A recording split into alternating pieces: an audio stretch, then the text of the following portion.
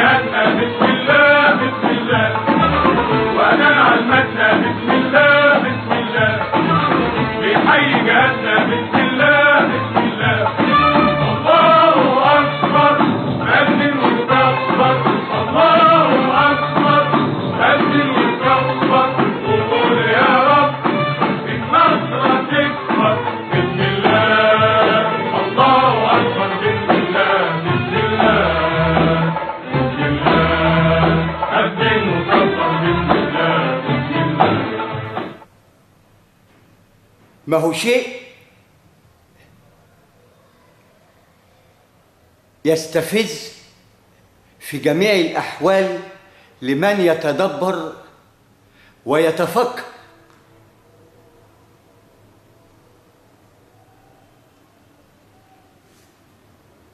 عندما نرى ما يقال ونسمعه ونتدبره فبنجد، وبعدين الشيء اللي بيستفزه عندما أذكر مثل البحث العلمي، عندما تذهب إلى هذه المؤسسات البحثية، نحن نتكلم من خلال القانون، وبناء عليه نتحدث حتى نعي من أين وكيف، لأننا لم نرى المرة الأولى من أين وكيف، فعلى المرة الثانية تكون لنا مقياس، لأنها رقم 2، ولا بد أن نعي معنى الأزواج أي قانون الأزواج، أي الكون والكون المضاد، أي العلم والعلم المضاد، أي الخلق والخلق المضاد. وهيهات لأن هذا المضاد شكل لذاك نواة، لأن عندما خلق الكون وجد زوجين، زوج مرئي والزوج لا مرئي، مرئي من خلال الأراضين اللي نستشعرها، ولا مرئي من خلال السماوات لأنها تشكل لنا رياح، إلى أن نعلم أن بها ما يرى ويعلمه الناس وترى. فعندما نتدبر من خلال هذا القانون اللي مر السحاب،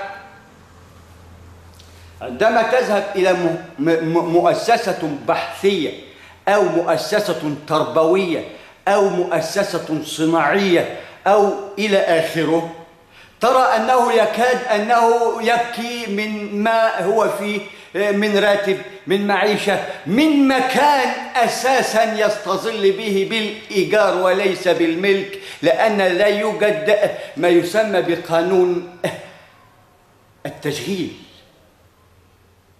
وتكون لنا الميكنة الكونية مقياس نضعه بداية اللانهاية التشغيل من خلال التدبر فيما نقرأ ونسمع، وخلط الحابل بالنابل، وقد كان ما نراه الآن، ولكن اعلم أن سيحاسبكم الله وأولي الأمر من يعي أين هو الحق ويأمر بالحق وينهى عن المنكر، حتى وإن كان هندوسي، حتى وإن كان عويسي، حتى وإن كان إبليسي، لأنه سيحكم من خلال القانون اللي لا يضل ولا يضل، حتى وإن حكم إبليس الأب الأكبر اللي تاب، وإحنا اللي لسه لا نعي عن توبته شيء.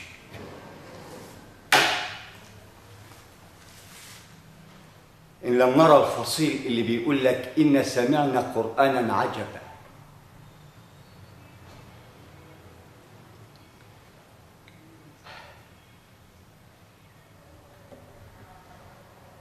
فعندما نتدبر من خلال هذا القانون نقرأ ما يسمى البحث العلمي. معنى الاسم بدأ بالبحث، أي ينقب عما هو مفيد لمن خلقه الله. ابدأ بالبعوضة حتى تبعد عن دمك مقياس. فالبحث يعني البحث، وليس بانتظار ما يأتيه من يبحث على ما يسمى بحث، أي المفروض أنه يبحث عنه ويأتي به، فيأتي الباحث إلى البحث اللي هو يبحث عنه، أي الباحث على المبحوث به، حتى نرى رد الفعل إن كان هكذا فيلا، وإن كان لم يكن فعليك حتى تتكتب. فلا بد أن نعي أن لكل شيء مقياس، وعندما نعيه سنعي كيف يكون هذا المكان ملك، سنعي كيف تكون الإدارة ويملكها من هو جدير بها، من ورثها أو غيره، لأن من علم بها سيديرها كيفما تضاف من خلال القانون.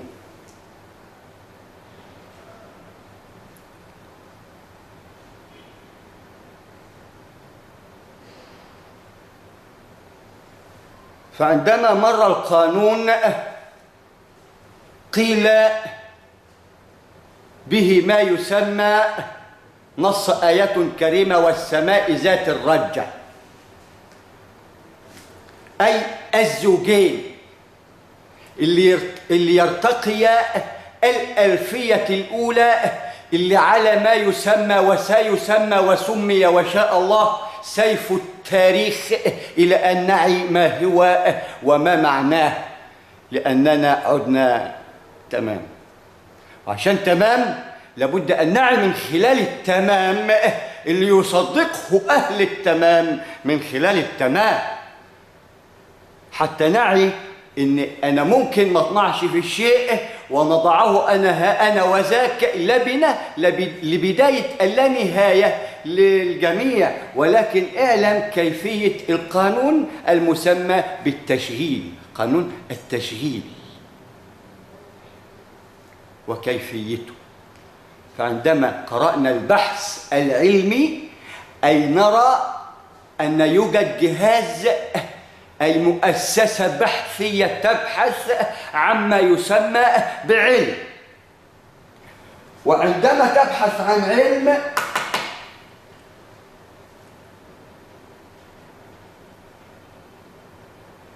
بحثت عن نواة تسمى بها من كل علم علما.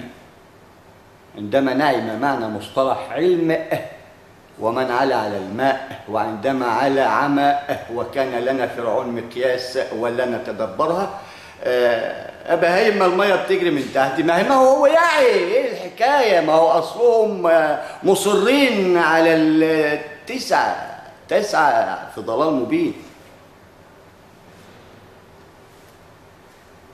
لكن تأكد إن ده يشكل شرك وحرب لرب العرش العظيم ورسله عندما لا نرى العلم. نأتي بمستحقيه حتى يكون لنا وأبناؤنا عون، إلى أن نعي، وعيناه، عملنا، لم نعي، للذكر إن كنتم لا تدرون،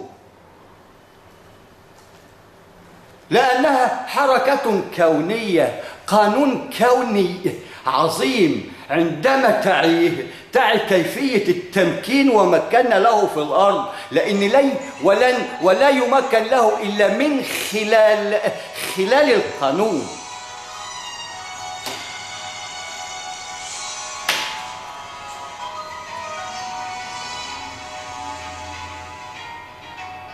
فعندما نتدبر بحث أي من ينقب، وبناء عليه لم نرى من ينقب، ورأينا من ينقب عم المفروض أن ينقب، وكنا له من الناصحين، لأننا كنا من هذا الفصيل، لأن لم تبدأ بمقياس سنضعه لك مقياس مبسط من خلال ما جسد وجسم لنا من مجسمات ذرية وكونية. فعندما تدبرنا البحث بحثنا عما يبحث، وبناء عليه لأن القانون هو اللي من يبحث، لأنه يشكل في ذاته الحجة، في ذاته البحث، في ذاته العلم، في ذاته يعي ما يقول ويعي ما يفعل بقانون إنه لواقع بحرف ورقم، حرف يعطي المسمى ورقم يعطي المعادلة، وبناء عليهما نرى أنهما زوجين بداية اللانهاية، أزواج، وشبه لنا منه ميكنة وعلم واقتصاد ونهضة وبستيلي الخمسة بسام. ما هو أصل لما جه المعرض فكر إنه هيجي يلاقي بقليلة في الشخليلة، ولكن فوجئ عندما رأى لوحات عليها أحرف وأرقام وقوانين كونية بحتة لا يتدبر في حرف واحد. ولكن ماذا تقول لآكل الفول؟ ماذا تقول؟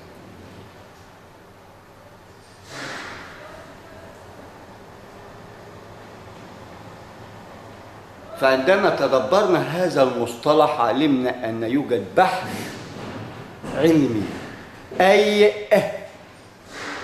بحث عن علم، وهذا العلم يشكل لمن سبقونا والآن واللاحقين مع مراعاة وضع الديمومة، أي بقانون مثلث في نعش إبليس، بقانون سيف التاريخ اللي يحمل تاريخ لا تعي عنه الأمة شيء، وهذا السيف يحمل زوجين: المعادلة القائمة على 9 أنثى تسعى مع ابنها الحمل الصغير على أباهما، أي زوجها وأباه المذكر أي المذكر،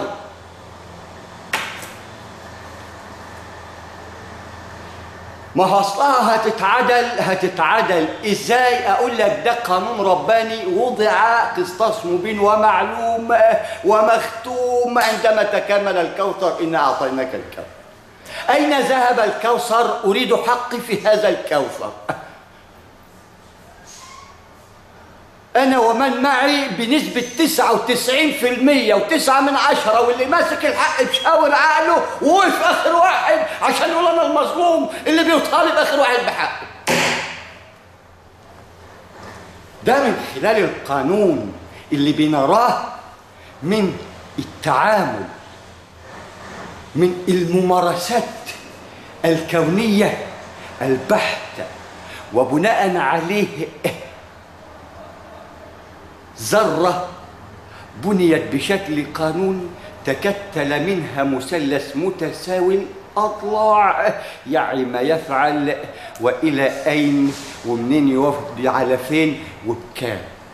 ولكن فرض علينا الضرب بالبعض، أي ضرب ببعض أغصان شجرة آدم، ولكل غصن ارتفاع، ويوجد ما يسمى غرس، يسمى تاريخ فجر الكون الأعظم القائم على يوم ب1000 عام، وبه الزوجين اللي مررنا عليكم بهما يجسد لنا الإسراء والمعراج الذري. يبقى أدى 1000 واحد قائم على زوجين يعمل في الصمت، يهمس في أذنيك بشكل لوقح رياح، وإلا لو سمعت صوتهما لا صار ما صار ولما تكلمنا في شيء، ولكن الكل سيسمع وسيعي. ولكن عندما يكون لديك مقياس تعي من خلاله بتتهيأ من خلال الدرجة لهذا الإعلاء حتى تكون مالي مركزك وتكون لك هبتك العلمية كمعلم، هبتك العلمية كمهندس، هبتك العلمية كقائد، هبتك العلمية كفارس، هبتك العلمية كجندي، هبتك العلمية من العلم كطالب من هؤلاء العلم، حتى تقوم للمعلم وتبجله تبجيله. كاد المعلم أن يكون رسولا، بلاش أن يكون رسول أي علشان نقعد نلف في الياء، إنما النون دي شكلها كده مش عارف إيه حكايتها معايا أنا بصفة خاصة، وبناء عليه تكتلت هذه النواة، ومن سيلحق بها سيتبع المجرة الكونية اللي كانت لها الذرة ومفتاحها مثلث نواة الذرة، لواقح الرياح مفتاح ومقياس بداية اللانهاية، وقائمة على ما يسمى الكون والكون المضاد.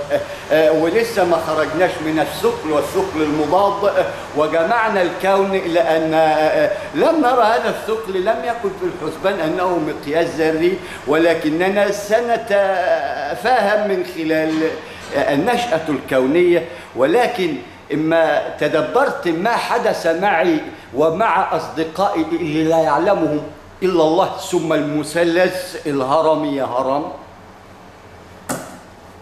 علشان بتاعي كيفية الشراء، كيفية تثبيت العمل، وكيفية التعاون، وكيفية البر والتقوى، لأنك بحث علم المفروض تبحث عني إذا شميت ريحة الجريدة أو إعلام أو مش نخشي ثيابنا ونعمل لا، تأكد أنه كوني، وكلمة دولي لا تذكر لأن لا قيمة لها من خلال التاريخ، لأنها مصطلحات مذبوحة عبر التاريخ وستموت كمصطلحات، لأنها غير ثابتة ومقننة من خلال لا خلاف.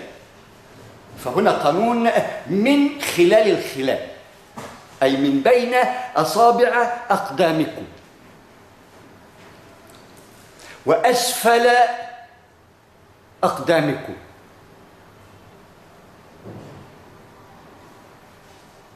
ولكن إن ما بدأت الصغير مش هتكبر، وإن ما اعترفتش بالأكبر فلن يعترف بك أحد، وستظل صغيرا. ابدأ بنفسك من خلال وكفاك بنفسك، عليك هذا اليوم اللي يشكل يوم الدين، شهيدة وبصيرة وحواس شغالة وعليمة بتفكر. ما انت شغالة اهو، امال قيامة ايه دي؟ امال دي مش قيامة ولا ايه؟ بمقدار 60-70 فوق 70 وتنام تاني كما بدأنا الخلق. نعيد من خلالك مقياس يا مقياس، إلى أن ترى المقاييس مترققة بمقياس يسكن لواقح الرياح، أي يغزو ثم الخياط، أي سن الإبرة،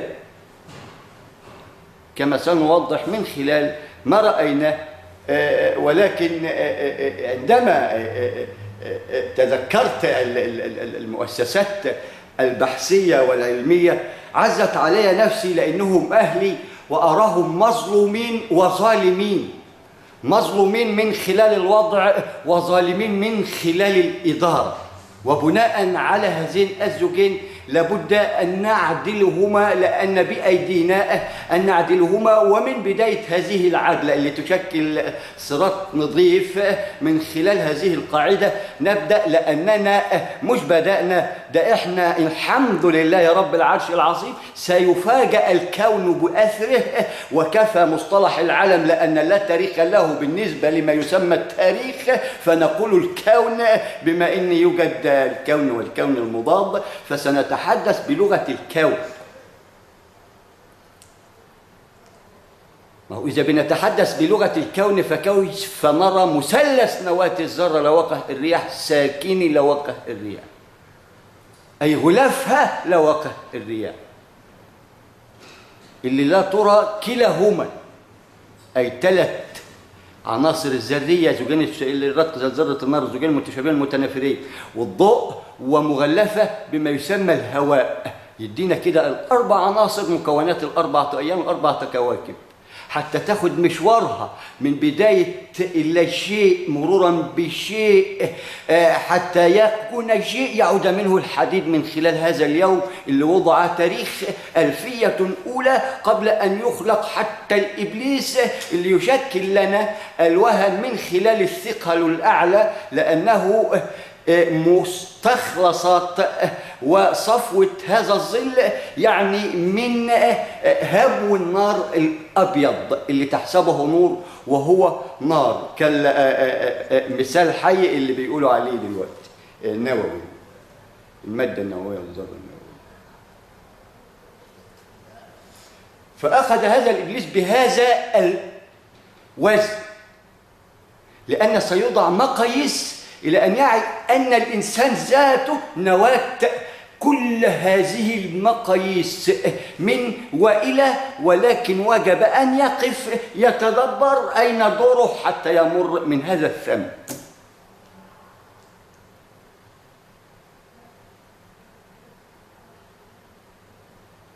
وسنرى كيفية، ولكن لما بنقب عن أهلي فبوعيهم ان انتم بحث علمي، وعلمي يعني قانون يأوي من علم المزارع اي الفلاح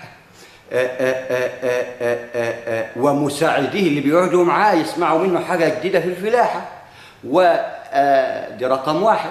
رقم اثنين، الفئه الفنيه اي الصناعيه، كيفيه وضع قانونها اللي ينجب آلة الدفع الذاتي وكيفية تطويرها بآلة ال19، وبناء عليه نقيم اقتصاد قائم على صناعة لها قانون يؤدي إلى ابتكار حديث من خلال التدبر والتفكر فيما نفعل فقط من خلال المعادلة النسبية أي الأرقام والمسميات اللي هتلقيها من خلال علمك بيها. وهذا القانون للمزارع، للأب الأخ الفلاح، والأب والأخ المهندس، الطبقة الفنية أي الهندسة، والطبقة الراقية أي العليا العلماء، يشكل لهم بداية اللانهاية في إنجاب علم متجدد ومتنوع من خلال نوع البحث القائم عليه الدكتور أو العالم القائم على تخصصه.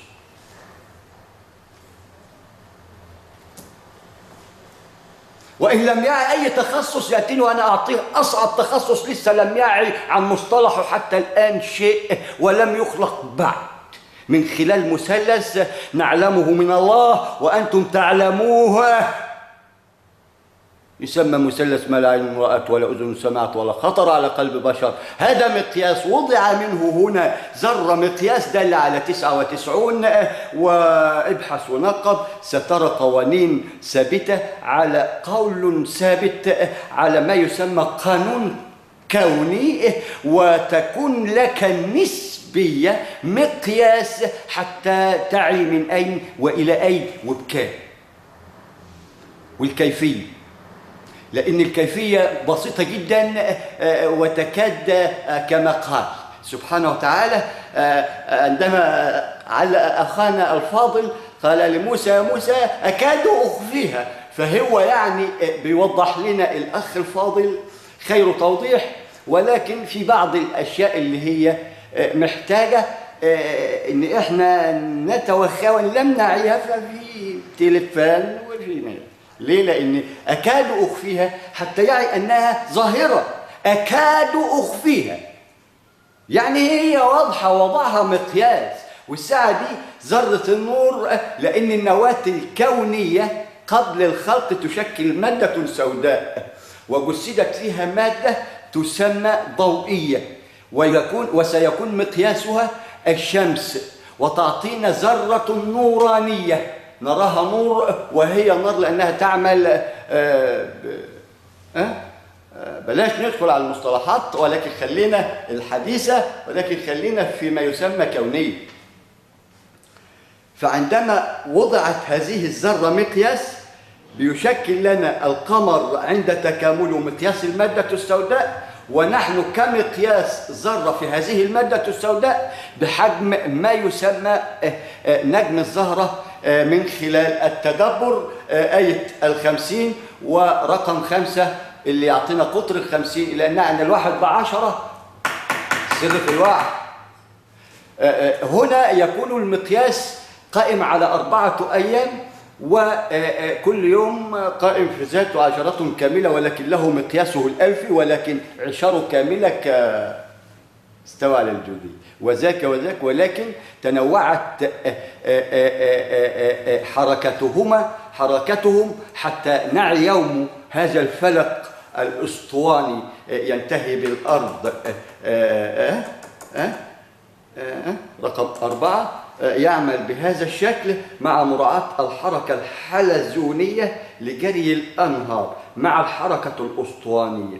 الحركة الأسطوانية تأتي هكذا دون أن تشعر به، بتديك الشكل ده كده حتى تعي كيفية جري الأنهار وكيفية استخدام هذا الجري العمال على بطال بقانون الطاقة الثابتة يجري زائد ثبات الطاقة سد منيع، حط له مروحة يطلع لي زوجين مية حلوة من خلال التحلية، لأن اتحركت الميكانة هطلع سخانات تطلع مية حلوة، وأوصل نور من خلال نورك يا نور. وبناء عليه نحن نرى فيما يسمى كمبيوتر لوقح الرياح في مثلث علم ما قبل وعلم البعد، ونحن ما بينهما ننقب، ومن سينقب معنا سيصل لما يسمى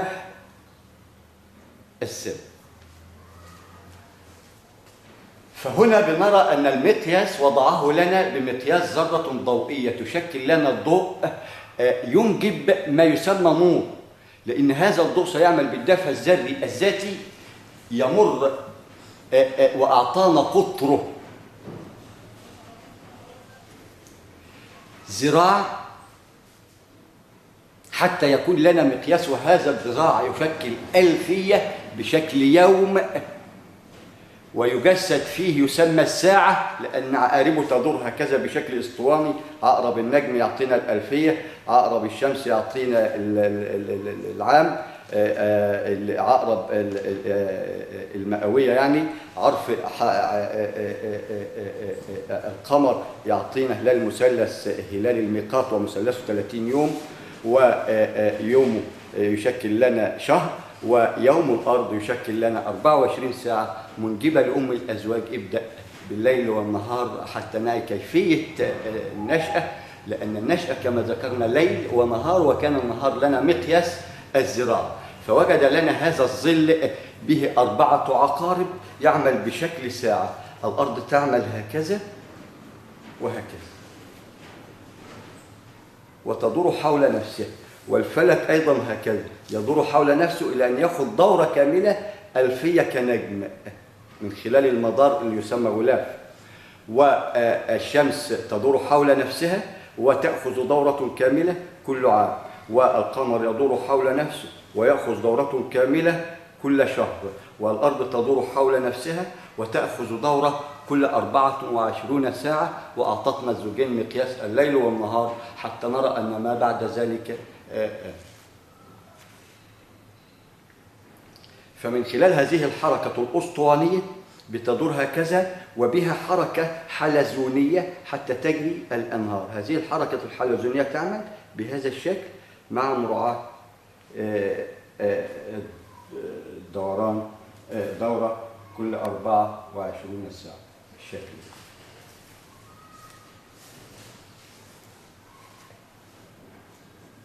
بالشكل ده. وهنا ما يسمى النفايات. هنا نحن نعيش من خلال الخلط بما يسمى الوصف حتى نعي الكيفية القائمة على ذات التوضيح، لأن يوجد لدينا علماء أحيانا بتصاب بشيء من النسيان، شيء من اللخبطة، شيء من المهم إن في ما يسمى حتى لا نقع في حرج وحيث نوبت، لأن هذه المحرقة النفايات هي المقياس اللي هيشكل لنا كسائل وأخ فاضل أكن له المحبة في قلبي من الله وإلى الله، سبحانه وتعالى، ولكن عندما يسأل فوجب الرد.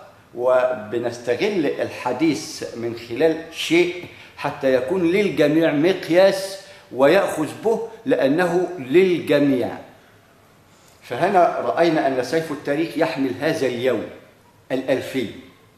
ورقم 2 العروج والدرك الذري، هذا يسمى ذراع، مقياسه 1000 ويشكل ساعة، وعمرنا يعمل على هذه الساعة بمقياس عمر بعوضة.